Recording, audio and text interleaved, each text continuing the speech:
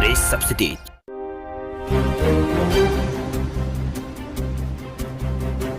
आज की ताजा खबरों के अपडेट में बात करेंगे एलआईसी के ग्राहकों को बड़ी राहत, किसी भी शाखा में जमा करा सकेंगे मैच्योरिटी पेपर, सर्विस ब्रांच जाने की भी अब आपको नहीं पड़ेगी जरूरत। क्या है पूरी खबर बताएंगे आपको इस अपडेट में। साथ ही यहाँ पर अब सार्वजनिक संपत्ति को नुकसान पहुंचाने पर होगी वसूली। इस राज्य की विधानसभा में पारित हुआ है विधेयक। क्या है पूरी खबर बताएंगे आपको इस अपडेट में। साथ ही यहाँ पर कोरोना के बढ़ते मामलों को देखते हुए इस राज्य की सरकार ने 8 शहरों में स्कूल कॉलेज को 20 दिन के लिए कर दिया है बंद। आखिर क्या है पूरी खबर बताएंगे आपको इस अपडेट में। साथ ही यहाँ पर पीएनबी खाताधारकों के लिए जरूरी खबर है। इसके अलावा होली पर दिल्ली से यूपी बिहार जाने वाले लोगों के लिए एक जरूरी खबर है। रेलवे चलाने जा रहा है यहाँ पर स्पेशल ट्रेनें, कितनी ये स्पेशल ट्रेन चलाने जा रहा है बताएंगे आपको इस अपडेट में। साथ ही आज की तमाम बड़ी और काम की खबरों की बात करेंगे इस अपडेट में। बात करें आज की पहली बड़ी खबर की तो गुजरात में कोरोना ने बढ़ाई मुश्किल, सूरत सहित 8 शहरों में स्कूल कॉलेज बंद। महाराष्ट्र और पंजाब के बाद अब गुजरात में भी कोरोना संक्रमण के मामले लगातार बढ़ रहे हैं। स्थिति काफी गंभीर हो रही है। संक्रमण के चलते राज्य के 8 महानगरों में स्कूल और कॉलेज 10 अप्रैल तक बंद कर दिए गए हैं। इसकी वजह से विश्वविद्यालय की परीक्षाएं भी टाल दी गई है। प्रदेश के ये 8 महानगर है अहमदाबाद, वडोदरा, राजकोट, सूरत, गांधीनगर, जामनगर, भावनगर, जूनागढ़। हालांकि अन्य महानगरों में पहले की तरह स्कूल कॉलेज यहाँ पर चलते रहेंगे। वह स्कूल और कॉलेज बंद करने का फैसला कोर कमेटी की बैठक में लिया गया है। कोरोना संक्रमण के केस बढ़ने की वजह से अहमदाबाद सहित कई शहरों में पहले से ही नाइट कर्फ्यू गुजरात में लगा दिया गया है। गुजरात सरकार ने अहमदाबाद के अलावा वडोदरा, सूरत और राजकोट में नाइट कर्फ्यू को 31 मार्च तक बढ़ा दिया है। इन शहरों में रात 10 बजे से सुबह 6 बजे तक कर्फ्यू है। वहीं सूरत में बड़ी संख्या में बच्चों में कोरोना संक्रमण पाए जाने के बाद उन स्कूलों को यहाँ पर सूरत में बंद कर दिया गया है। आपको बता दें कि महाराष्ट्र की उद्धव ठाकरे सरकार ने पुणे, औरंगाबाद और नागपुर में पहले ही पाबंदियां लागू कर दी है। महाराष्ट्र और पंजाब के बाद अब गुजरात में भी कोरोना के मामले बढ़ रहे हैं। इसलिए सरकार ने यहाँ पर 8 शहरों में स्कूलों को बंद करने का फैसला लिया है। वे पुणे में स्कूल कॉलेज फिर से यहाँ पर बंद कर दिए गए। इसके साथ ही पंजाब में बोर्ड परीक्षाएं 1 महीने के लिए स्थगित कर दी गई है। मध्य प्रदेश में इंदौर और भोपाल सहित कई शहरों में नाइट कर्फ्यू के साथ पुलिस कांस्टेबल भर्ती की परीक्षा को भी यहाँ पर रद्द कर दिया गया है। बात करें अगली बड़ी खबर की तो एलआईसी के ग्राहकों को बड़ी राहत, किसी भी शाखा में जमा करा सकेंगे अब मैच्योरिटी पेपर्स, सर्विस ब्रांच जाने की भी अब जरूरत नहीं। देश की सबसे बड़ी लाइफ इंश्योरेंस कंपनी एलआईसी ने अपने करोड़ों बीमा धारकों के लिए बड़ी राहत का ऐलान किया है। एलआईसी के ग्राहक मैच्योरिटी पॉलिसी के क्लेम के लिए डॉक्यूमेंट देश भर में किसी भी एलआईसी शाखा में इस महीने के अंत तक जमा करा सकते हैं। कोरोना काल में बीमा धारकों को परेशानी से बचाने के लिए एलआईसी ने यह बड़ा फैसला यहाँ पर लिया है।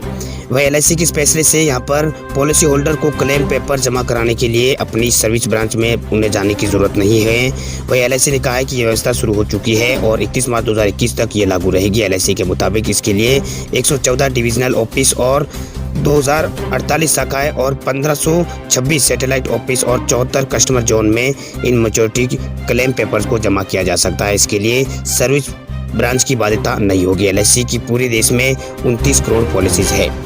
हालांकि एलआईसी के मुताबिक मैच्योरिटी क्लेम यहाँ पर जो मैच्योरिटी क्लेम है उसका प्रोसेसिंग मूल शाखा के जरिए होगा, लेकिन डिजिटल माध्यम के जरिए जिस शाखा पर डॉक्यूमेंट जमा कराए जाएंगे उसी शाखा से मूल शाखा को डॉक्यूमेंट भेज दिए जाएंगे। सभी अधिकारियों को विशेष रूप से अधिकृत किया जाएगा कि वे क्लेम सेटलमेंट की प्रक्रिया को पूरी करें।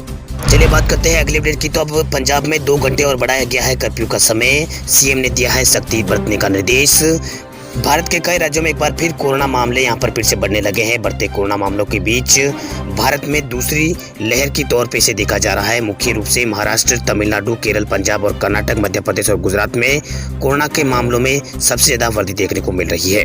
वहीं कोरोना के बढ़ते मामलों को देखते हुए पंजाब के मुख्यमंत्री कैप्टन अमरिंदर सिंह ने प्रदेश के 9 जिलों में नाइट कर्फ्यू लगाने का ऐलान किया है। नाइट कर्फ्यू के टाइम में भी यहाँ पर जो टाइम था उसको भी यहाँ पर 2 घंटे बढ़ाया गया है, जो अब आज रात 9 बजे से सुबह 5 बजे तक लागू होगा। इसके पहले की समय सीमा रात 11 बजे सुबह 5 बजे तक तय की गई थी। पंजाब में ये पाबंदियां आज रात से ही लागू हो जाएगी। पंजाब के मुख्यमंत्री कैप्टन अमरिंदर सिंह ने प्रेस कॉन्फ्रेंस करके इस बात का ऐलान किया और जिला प्रशासन एवं संबंधित अधिकारियों को सख्ती बरतने के निर्देश दिए। उन्होंने कहा है कि विशेषज्ञों के परामर्श के आधार पर अगले 2 दिनों में अधिक यहाँ पर प्रतिबंध लगाए जाएंगे। राज्य में कोरोना की स्थिति खतरनाक है, मैं इसे लेकर काफी सख्त होने जा रहा हूँ। चलिए बात करते हैं अगले अपडेट की तो अब सार्वजनिक संपत्ति को अगर नुकसान पहुंचाया तो होगी वसूली। हरियाणा की विधानसभा में पारित हुआ है विधेयक। हरियाणा विधानसभा में सार्वजनिक संपत्ति क्षति वसूली विधेयक 2021 को पारित कर दिया गया है। इस कानून के बनने के बाद अब हरियाणा में भी सार्वजनिक संपत्ति को नुकसान पहुंचाने वालों से वसूली होगी। हर्जाना राशि जमा न कराने पर संपत्ति भी जब्त की जा सकेगी। राज्य के गृह एवं स्वास्थ्य मंत्री अनिल विज ने विधेयक को सदन के सम्मति यहाँ पर पेश किया। अब इसे राज्यपाल की मंजूरी के लिए भेज दिया जाएगा। वह राज्यपाल की स्वीकृति मिलने के बाद मनोहर लाल खट्टर की अगुवाई वाली सरकार उक्त कानून की अधिसूचना यहाँ पर जारी करेगी। मंत्री अनिल विज के अनुसार अब हरियाणा में किसी भी आंदोलन या फिर प्रदर्शन के दौरान अगर सरकारी संपत्ति को अगर नुकसान पहुंचाता है कोई भी, तो उसका पैसा यहाँ पर आंदोलनकारियों से ही वसूला जाएगा। जो विधेयक लाया गया है उस विधेयक के अनुभाग 14 के तहत वसूली सिर्फ हिंसा करने वालों से ही नहीं बल्कि प्रदर्शन का नेतृत्व करने वालों से और आयोजकों के और आयोजनकर्ताओं से और उकसाने वाले लोगों को और भाग लेने वालों से भी यहाँ पर होगी। हालांकि विधेयक में प्रदर्शनकारियों की जवाबदेही और वसूली का तो प्रावधान है, लेकिन इसमें कहीं भी सरकारी अधिकारियों या फिर पुलिस की जवाबदेही यहाँ पर तय नहीं की गई है। ऐसा माना जा रहा है कि नुकसान की वसूली के दावों का निपटारा के लिए सरकार एक या फिर अनेक ट्रिब्यूनल यहाँ पर गठित करेगी। वही इसी तरह के विधायक हरियाणा से पहले भाजपा के ही शासन वाला राज्य यूपी में पारित किया जा चुका है। वही यूपी के मुख्यमंत्री योगी आदित्यनाथ की राह पर अब हरियाणा के मुख्यमंत्री मनोहर लाल खट्टर चल रहे हैं। बात करें अगली बड़ी खबर की, तो भारत और इंग्लैंड के बीच अहमदाबाद के नरेंद्र मोदी क्रिकेट स्टेडियम में खेले गए चौथे T20 मुकाबले में भारत ने इंग्लैंड को 8 रन से मात देकर सीरीज में 2-2 की बराबरी कर ली है। 184 रन का पीछा करते हुए इंग्लैंड की शुरुआत काफी यहाँ पर संघर्षशील रही। वही इंग्लैंड की ओर से बेन स्टोक्स 40 और जेसन रॉय ने 40 रन बनाए। इस श्रृंखला का निर्णायक मुकाबला यहाँ पर शनिवार शाम 7 बजे यहाँ पर खेला जाएगा। भारत के लिए इस मैच में शार्दुल ठाकुर ने सर्वाधिक 3 विकेट लिए। वही शार्दुल ने एक ही ओवर में लगातार 2 विकेट भी उन्होंने लिए, जिसमें कप्तान मॉर्गन और स्टोक को यहाँ पर आउट किया था। वही अंतिम ओवर में इंग्लैंड को जीत के लिए 23 रन बनाने थे। मैच में इंग्लिश कप्तान मॉर्गन ने टॉस जीतकर पहले गेंदबाजी का निर्णय लिया था। इस मैच में युवा बल्लेबाज सूर्य कुमार यादव का बल्ला जमकर बोला। इस मैच में उन्होंने 3 छक्के और 6 चौकों की मदद से शानदार 57 रन बनाए। सूर्य ने अपनी पारी में मैदान के चारों तरफ यहाँ पर शॉट खेले। वे 57 के स्कोर पर सैम कुरैन के शिकार बने। इस मैच में सूर्य कुमार ने अपने T20 करियर का पहला शतक भी लगा दिया है। वही इस मैच में युवा स्पिन बॉलर राहुल चाहर ने भी शानदार गेंदबाजी की है। राहुल चाहर ने अपने कोटे के 4 ओवर में 35 रन देकर 2 अहम विकेट झटके। चाहर के अलावा भारतीय ऑलराउंडर हार्दिक पांड्या ने भी यहाँ पर शानदार गेंदबाजी करते हुए 2 विकेट उन्होंने भी झटके। इसके अलावा शार्दुल ठाकुर ने भी यहाँ पर 3 विकेट झटक कर मैच में यहाँ पर भारत की जो जीत की आशा थी उसे वापस लौटा।